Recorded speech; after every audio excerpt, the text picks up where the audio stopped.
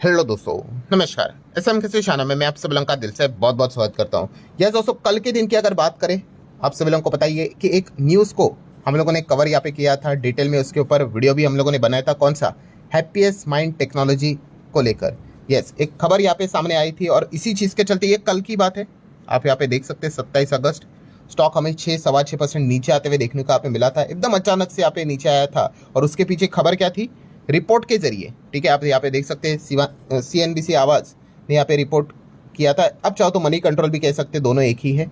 क्या खबर निकल कर आई थी कि ITC इन्फोटेक शायद से क्या कर सकते हैं, हैप्पीएस्ट माइंड में जो प्रमोटर है उनका पूरा स्टेक खरीद सकते हैं। शायद लिखा है, लाइकली लिखा है। और सिर्फ इतना ही नहीं कि मतलब सिर्फ एक्विजिशन की खबर नहीं थी, उसी के साथ साथ दो और भी खबरें आई थी। एक तो भाव भी बताया जा रहा था कि कितने में हो सकता है, 390-400 रुपया पर शेयर के हिसाब से। एंड दैन सबसे ज़बरदस्त जो पॉइंट यहाँ पे रिपोर्टेडली लिखा गया था वो ये भी था कि शायद से उसके बाद कंपनी डीलिस्ट भी हो सकती है, ठीक है। एंड ये भी लिखा गया था कि जो खरीदने वाले हैं, कौन? ITC इन्फोटेक, ये खरीदने वाले हैं और वो अपने कंपनी को मार्केट में उतार सकते हैं, लिस्ट करवा सकते हैं। ये सारी खबरें हम लोग को रिपोर्ट के जरिए सामने आते हुए देखने को यहाँ पे मिली थी। रिपोर्ट के जरिए मतलब क्या? अनऑफिशियल खबरें हैं जिसकी पुष्टि नहीं हुई है।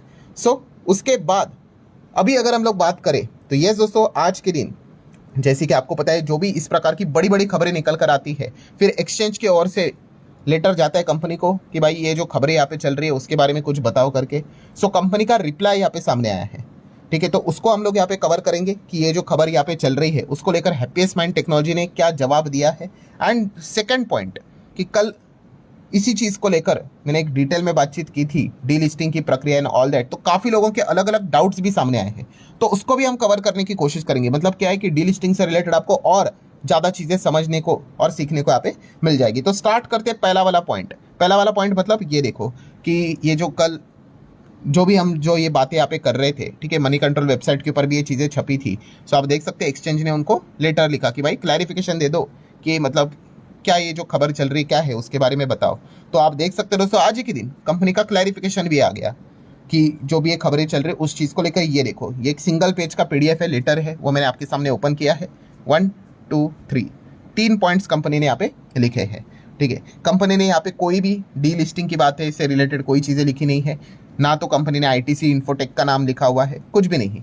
कंपनी ने क्या लिखा है यहाँ पे, आप इंग्लिश में पढ़ सकते हैं, मैं हिंदी में आपको बता देता हूँ कि कंपनी ने कहा है कि कानून के हिसाब से, ठीक है, आपको पता है ना, लॉ रहता है, कानून रहता है, रूल्स रहते हैं, रेगुलेशंस रहते हैं, उस हिसाब से मतलब अगर कोई भी अगर इस प्रकार की घटना अगर होती है तो फिर कंपनी को क्या करना पड़ता है?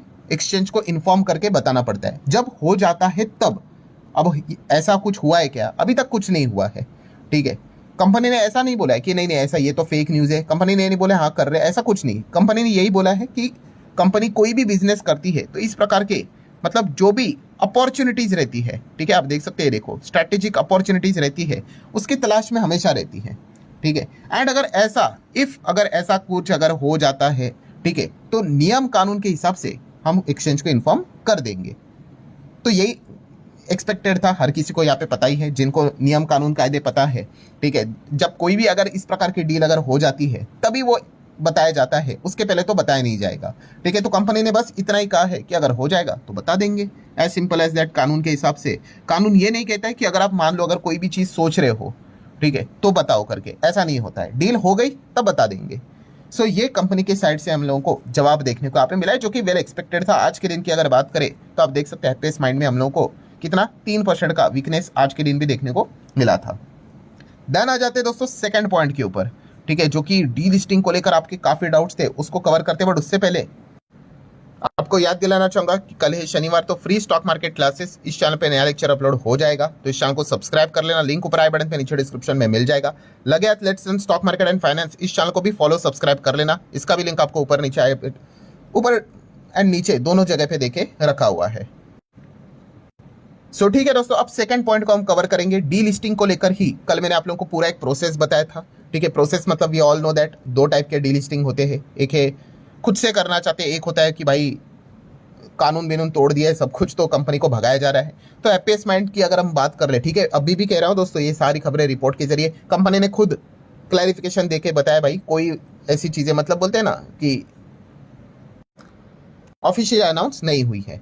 बट जैसे कि सिखाने के हिसाब से अगर मैं बात करूं, अगर ऐसा होता है तो ये किस में आएगा, वॉलंटरीली डीलिस्टिंग, मतलब कंपनी खुद से निकलना चाहती है, फिर उसके लिए प्रोसेस क्या रहेगा, बोर्ड का अप्रूवल, ये कल मैंने आपको बताया था। फिर 75% मेजोरिटी वोट चाहिए, मतलब स्पेशल रेजोल्यूशन की मैं बात कर रहा हूं, शेयर होल्डर का अप्रूवल चाहिए, करना चाहते हैं। फिर उसके बाद वो प्रोसेस स्टार्ट होगा कि अगर डीलिस्टिंग करवाना चाहते हो तो प्रमोटर के पास 90% तक के शेयर यहाँ पे होने चाहिए। अब 90% चाहिए मतलब क्या करना पड़ेगा, उनको शेयर को बायबैक करवाना पड़ेगा। जो बाकी लोगों के पास जो शेयर्स पड़े रहेंगे उनसे वो उनको खरीदने पड़ेंगे, एंड खरीदने पड़ेंगे तो उनको क्या करना पड़ेगा, ऑब्वियसली उनको यहाँ पे एग्जिट प्राइस का मतलब ऑफर देना पड़ेगा, एग्जिट ऑफर प्राइसिंग देना पड़ेगा आरबीबी के हिसाब से, रिवर्स बुक बिल्डिंग, ये जो प्रोसेस रहता है उस हिसाब से। ठीक है, सो वो एक जो प्राइस यहाँ पे वो बताएंगे, उस हिसाब से वो शेयर होल्डर डिसाइड करेंगे कि भाई शेयर को सरेंडर करना है, बायबैक में देना है या नहीं देना है। अगर 90% के हिसाब से अगर प्रमोटर के पास अगर शेयर्स आ गए तो फिर भाई वो आगे बढ़ सकते हैं डीलिस्टिंग के लिए। अगर नहीं आए, मान लो 89% भी आ गए, तो भी डीलिस्टिंग यहाँ पे फेल हो जाएगी। ठीक है, मतलब कंपनी अभी जैसे बाजार में है वैसे ही रहेगी। ठीक है, तो ये सारी चीजें मैंने आप लोगों को कल भी बताई थी। अब आ जाते हैं दोस्तों 3-4 डाउट्स है, बहुत कुछ सीखने को मिलेगा, उसको कवर कर लेते हैं। तो जैसे कि अभी मैंने आपको क्या बताया कि 90% शेयर्स अगर कंपनी के पास अगर वापस आ जाते हैं, ठीक है, उन्होंने ऑफर एक्सेप्ट कर लिया, आ जाते हैं, ठीक है, तो जो अपने शेयर को सरेंडर कर रहे हैं उनको तो पता है भाई कि शेयर चले जाएंगे डीमैट से, एंड उसके बदले कंपनी जो पैसा दे रही है वो पैसा मिल जाएगा, बैंक अकाउंट में आ जाएगा, सिंपल। असली मुद्दे की बात क्या है कि भाई व्हाट अबाउट बाकी के 10%। ठीक है, अभी मान के चल लो, एक एग्जांपल हम लोग यहाँ पे देख लेते हैं कि कंपनी ने कहा है कि वापस हमें शेयर चाहिए, मान के चलो 92% तक वापस आ गए शेयर्स, बट इसका अर्थ क्या है कि 8% लोग रेडी नहीं है देने के लिए, नहीं है ना रेडी, 8% लोग कहते हैं नहीं देना है हमें। सो उनके साथ क्या होगा, ये काफी लोग यहाँ पे डाउट यहाँ पे पूछ रहे थे। ठीक है, कंपनी ऑफर कर रही थी XYZ कोई भी अमाउंट, वो चाहते कि नहीं भाई, हमें हमें लगता है कि इससे और ज्यादा मिलना चाहिए था, तो उन्होंने क्या डिसाइड किया कि हम शेयर्स को नहीं देना चाहते। सो उनके शेयर्स का क्या होगा, क्या उनके शेयर्स कैंसिल हो जाएंगे, जीरो हो जाएंगे? नहीं, ना तो शेयर कैंसिल होंगे ना तो शेयर जीरो होंगे। अच्छा, तो फिर ऑटोमेटिकली वो शेयर्स कंपनी के पास चले जाएंगे, प्रमोटर के पास चले जाएंगे? नहीं, ऐसा भी नहीं होगा। वो शेयर्स आप ही के डीमैट अकाउंट में रहेंगे। जैसे आपका कोई भी अगर मान लो आपके पास जीरोधा है, ग्रो है, अपस्टॉक है, वॉट एवर, तो आप ही के अकाउंट में वो आपको शेयर्स देखने को यहाँ पे मिल रहे होंगे।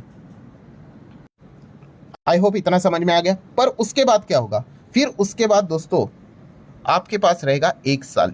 यस, किनके लिए, जिन्होंने वो बायबैक जो था उसमें पार्टिसिपेट नहीं किया, कंपनी का एग्जिट ऑफर उनको अच्छा नहीं लगा। सो 1 साल उनके पास रहेगा। आप यहाँ पे देख सकते हो, उसको हम कहते हैं एग्जिट विंडो। आप देख सकते हैं क्या लिखा है, a small investor who do not tender immediately, उनके लिए 1 साल की विंडो यहाँ पे रखी जाएगी कि भाई आप अपने शेयर को क्या कर सकते हो, प्रमोटर को यहाँ पे बेच सकते हो एट अ फाइनल प्राइस। अब फाइनल प्राइस यूजुअली क्या रहता है, वही रहता है जो कि बाकी के लोगों ने अपने शेयर को सरेंडर करवा दिया था। मान लो अगर फाइनल प्राइस अगर रहता है, कोई भी एक XYZ कोई भी फिगर पकड़ लो, 500 रुपया पकड़ लो, ठीक है, पर आपने कहा था नहीं नहीं 500 नहीं होना चाहिए, 700 चाहिए था, ठीक है, पर नहीं दिया ना आपने, पर बाकी लोगों ने 500 पे दिया था ना, तो जो आखिर का जो 1 साल यहाँ पे रहेगा उसमें अगर आपको देना है तो वो 500 पे ही आपको देना पड़ेगा। 1 साल तक का टाइम रहेगा, 1 साल तक का। अब मुझे पता है, अब आपका एक और डाउट आएगा, मान लो कि 1 साल भी हो गया, नहीं दिया मैंने, नहीं देना है मुझे, देना ही नहीं है, तो क्या होगा? अब क्या शेयर कैंसिल होंगे? नहीं, आपके शेयर कुछ कैंसिल विंसिल कुछ नहीं होगे भाई, आपने वो शेयर का पैसा दिया है, आप उस कंपनी के मालिक हो।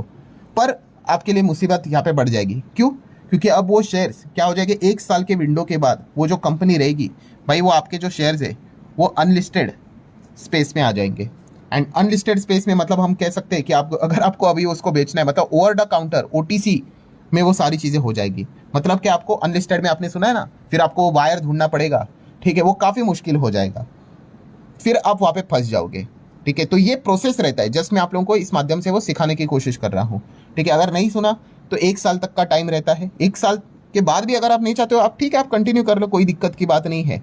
आप अनलिस्टेड में ढूंढ लो किसी को, तो आप अपने भाव के हिसाब से, आपको लगता है 1000 रुपये में बेचना चाहता हूँ तो ढूंढ लो भाई 1000 वाला, कोई मिल रहा है कि नहीं मिल रहा है।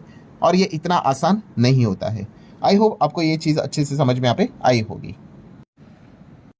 देन दोस्तों एक और आखिरी सवाल कि मान लो कि सर ये जो सारा जो चीज़ें यहाँ पे रहती है, D listing and all that, voluntarily D listing, क्या ये फेल भी हो सकता है क्या? तो ऑब्वियसली इस सवाल का जवाब है यस। क्यों ना हो सकता है? अभी मैंने क्या बोला, कंपनी को 90% शेयर चाहिए भाई, अगर नहीं दिया सामने वालों ने तो हो गया फेल। और ऐसा हुआ है, यस हुआ है, सब लोगों को पता है भाई, बच्चे बच्चे को पता है। वेदांता की अगर हम बात कर ले, जब कोविड में वेदांता का शेयर आपको पता है क्रैश होके कितना पे आया था? कुछ तो 60 रुपए, 65 रुपीज तक आया था कोविड के टाइम। कोविड पे तो पूरी दुनिया के ही शेयर्स नीचे आ गए थे, 60-70 रुपए तक आया था, जस्ट इमेजिन। और तभी वेदांता ने डिसीजन लिया था कि हम क्या करेंगे, हम डीलिस्ट करेंगे। और डीलिस्ट करने के लिए उन्होंने प्राइस क्या रखा था पता है? उन्होंने कहा था कि आप हमारे शेयर, मतलब आपके शेयर हमें दे दो, ठीक है, 67.25, ठीक है, मतलब 87.25, ठीक है, मतलब 90 रुपए के आसपास पकड़ लो कि चलो 90 रुपए में शेयर दे दो, ठीक है। और फिर हुआ क्या, डीलिस्टिंग फेल क्यों हो गया? क्योंकि जैसे कि मैंने आपको बताया कि 90% आने चाहिए। तो वहां पे एक बहुत बड़ा प्लेयर खड़ा था इनके बीच में, डोमेस्टिक इंस्टीट्यूशनल इन्वेस्टर। कौन? एलआईसी। एलआईसी के अकेले के पास कुछ तो 9 से 10% स्टेक थे, अकेले के पास, मतलब पूरा इनका भविष्य भाई इन्हीं के हाथ में था, ठीक है। और एलआईसी ने क्या बोल दिया पता है, कैलकुलेशन करके, ये आप जो 87 पे खरीद रहे हो, ये कौड़ी के दाम के ऊपर खरीद रहे हो, एलआईसी ने बोल दिया 320 का भाव है, 320 का भाव डाल दिया एलआईसी ने। और एलआईसी बड़ा प्लेयर है भाई, आप समझ रहे हो ना, आपको भाव प्राइस करना होता है, 320 डाल दिया उन्होंने। अब क्या होगा, ऑब्वियसली 320 क्या कंपनी देगी? कंपनी ने कोई काउंटर ऑफर दिया ही नहीं, किधर 87 किधर 320, कंपनी ने भाई कैंसिल ही कर दिया, नहीं नहीं करना ही नहीं है। तो होता है भाई, फेल भी यहाँ पे हो जाता है। एंड अगर चलो फॉर एग्जाम्पल कि जैसे हैप्पीएस्ट माइंड की अगर बात करें भाई, ऐसी कोई ऑफिशियल खबर नहीं, मैं अगेन कह रहा हूँ, बट अगर हम शेयर होल्डिंग पैटर्न को चेक कर ले तो चलिए, प्रमोटर का जो स्टेक है किधर है, 44 के हिसाब से, वो तो उठा लेंगे, देन ओपन ऑफर भी वो आ ही जाएगा उस हिसाब से। बट आप देख सकते हैं बाकी जगह पे पब्लिक के पास 42 है, एफआईएसडीएस आप देख सकते कितने हैं, ठीक है, 6 और 5 मिलाकर 11% तो इंस्टीट्यूशंस के पास भी है। सो इतना इजी नहीं रहेगा। फॉर एग्जांपल अगर मान के भी चल लो, अगर करने का वो विचार कर रहे हैं, काफ़ी टफ रहेगा, काफ़ी टफ, एकदम अच्छा अट्रैक्टिव कोई प्राइस देना पड़ेगा कि जाके पब्लिक बोलेगी कि हाँ चलो जाते हैं।